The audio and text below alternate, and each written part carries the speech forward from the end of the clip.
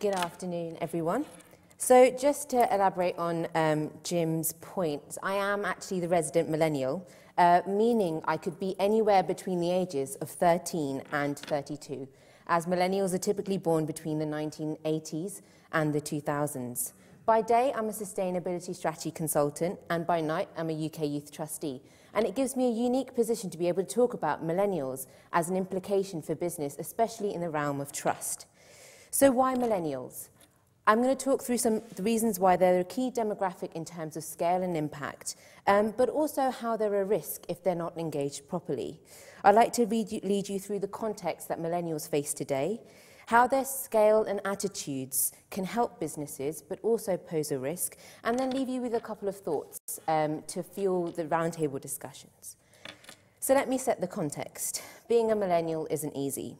We face mass unemployment, we're up to our eyeballs in debt, we're light years away from being able to afford a house or start a family. And businesses traditionally for us have been bad. You gamble with financial systems, you don't really care about the environment. We grow up in geography lessons learning about your unethical supply chains. And when we can afford your products and services, you're constantly selling or leaking our data. I feel this breeds a fear that if businesses do not address these concerns, there is a real danger of losing even more trust. I do have some good news, though. Millennials, I feel, equally present business with a new opportunity, an opportunity to tip the trust bar back in your control. So let me touch on the scale that we are talking about. Millennials are becoming your stakeholders. Millennials are tomorrow's consumer. Millennials today represent 25% of the global population. And with millennials predicted to represent 30% of retail sales by 2020, compared to only 22% of baby boomers, they are someone your business should be thinking about. Generation Y, also known as millennials, is also your new talent. Being socially conscious, multitasking digital natives, millennials are a new type of talent. 88% of millennials would rather work for an ethical business, and they look to their leaders, like Vincent said, to be transparent, inspiring, and to be helping more than just their clients. They want to give back to community through time and skills, rather than just money. I feel community investment has now a talent too, as much as it is a CSR strategy. They are also your future industry leaders, so if you get it right today, and if you set the disruptive visions, they will happily lead forward and be able to tip the scale.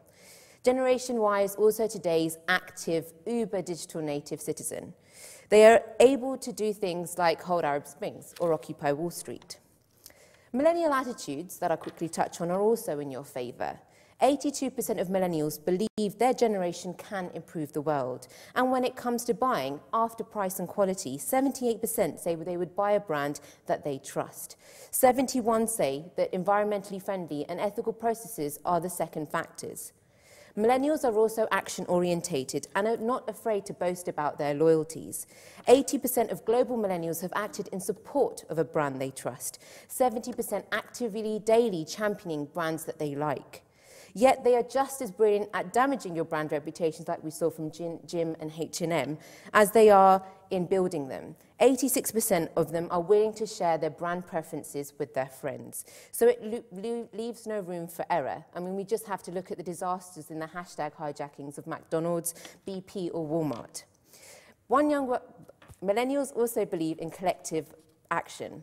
And I guess this is where One Young World comes in. It's a global platform for over 1,000 of the young people and their senior sponsors to come together to talk cross-industry, game-changing frameworks.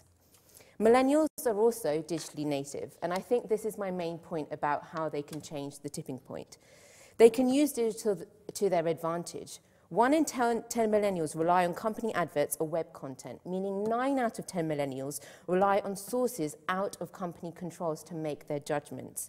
Millennials, more than non-millennials, tend to explore brands online, a mere 53% versus a 37% of baby boomers. Double the number of consumers trust reviews, ratings, and blogs rather than corporate social media strategies, which leaves us in an awkward place. So what should we, you, and wider business be thinking about? What are the implications? I have 3 key takeaways. Change your language. Start to think and speak millennial. Understand if you are business ready, and if you're not, what do you need to do to become business ready?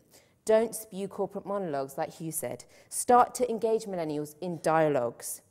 Be good, but be transparent. Millennials are accustomed to demanding greater transparency. Get ahead of the competition and make sure your good business credentials are ethical and genuine, otherwise prepare to be caught out. Number 3, work in collaboration. 4 out of 10 millennials wish they could co-create products with brands. Use crowdsourcing to engage your future consumers. Engage them with internal products when they're your internal talent. Build trust from the inside out. These are a couple of reasons why I believe millennials lead us to a tipping point in trust and should be seen as an opportunity, but also a wake-up call if you're not thinking about them today. Thank you.